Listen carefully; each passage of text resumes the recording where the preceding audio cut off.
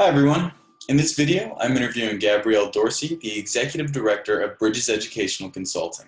Today, we're speaking about what to do when you've been waitlisted or deferred.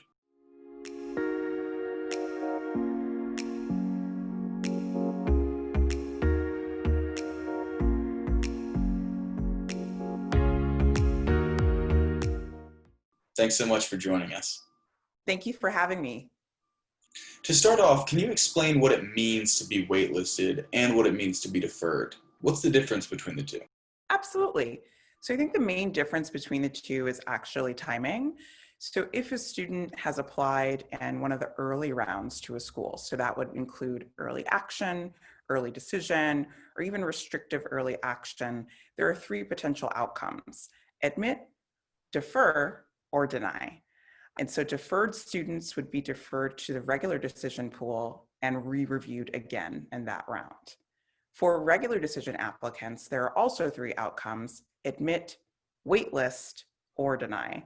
So waitlisted students in the regular decision pool are essentially being asked to stand by, that the school is still interested, but depending on how their enrollment looks for that year, they may or may not use students from the waitlist.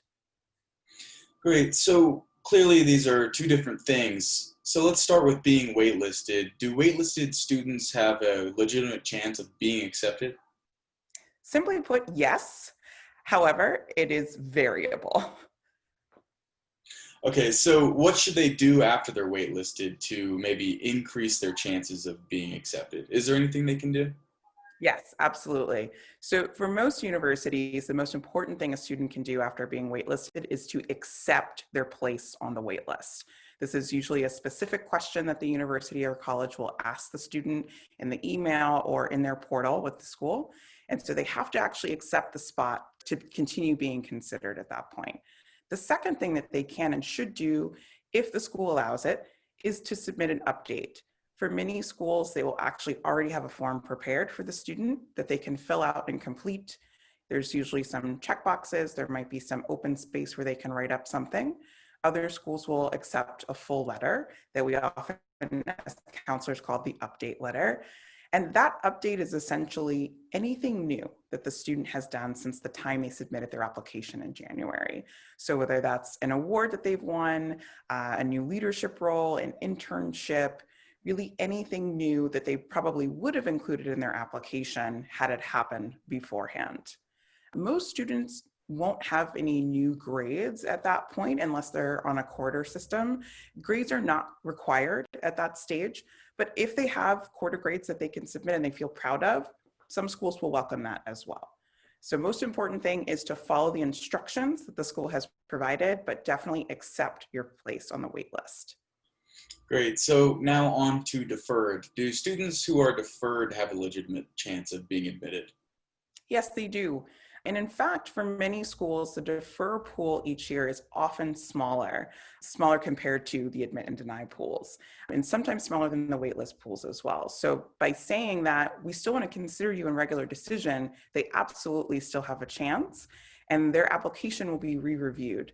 So similar to the waitlist students, we would also recommend that students submit an update at that point. So that way you're still showing interest in the school, you're still letting them know, hey, I'm still here, happy to be reviewed again, and providing them with any new information that they weren't able to provide before. So similar things, any new awards, activities, etc., they would provide in that update letter, and to take some time to reiterate why this school is a good fit for them.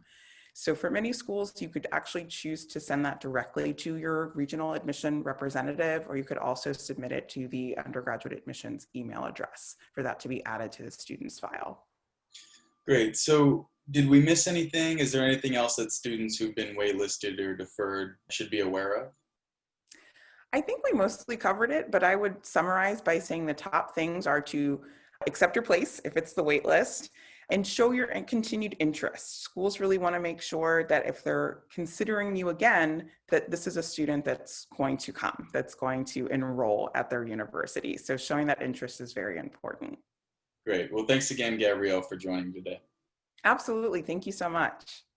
If you like this video, please give it a thumbs up. And for more interviews like this, please subscribe. Have a great day, everyone.